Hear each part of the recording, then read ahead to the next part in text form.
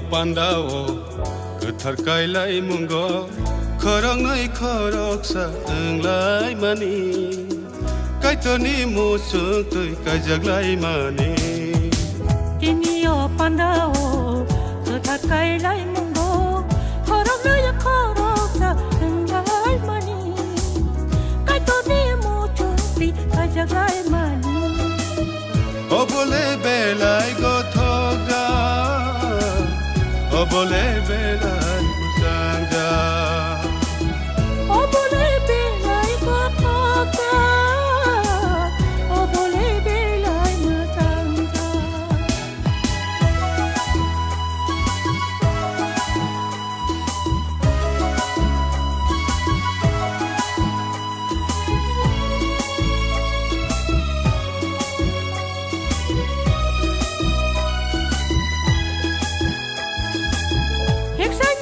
Saro, kaitono tonki, korabe tanzaki, kaitono churiki, kahabe lukung paye kangai malai. Biriman kosela langa o paibo, kaitor se katirito na,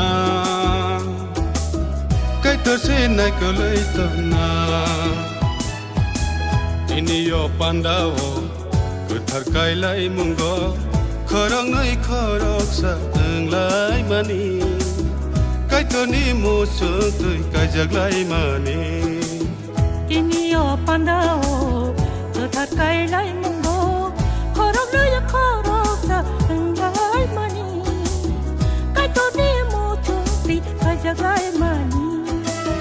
Obole belai gotoga, obole belai musanga.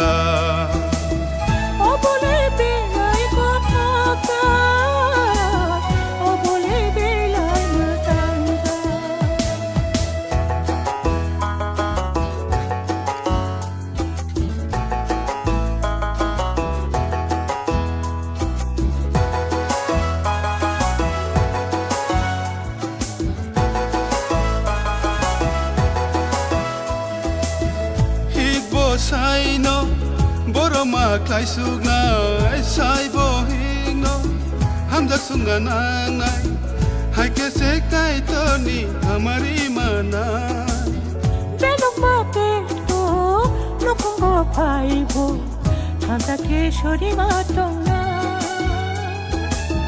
Kaitono Hamagarena. Inyo Pandao, Kutarkai Lai Mungo. Korong koroksa Lai Mani, Kaitoni Musu, Kajaglai Mani. Inyo Pandao, Kutarkai Lai Mungo, Korong koroksa Lai Mani, Kaitoni Musu, Kajaglai Mani. Obole belai gotoga, obole belai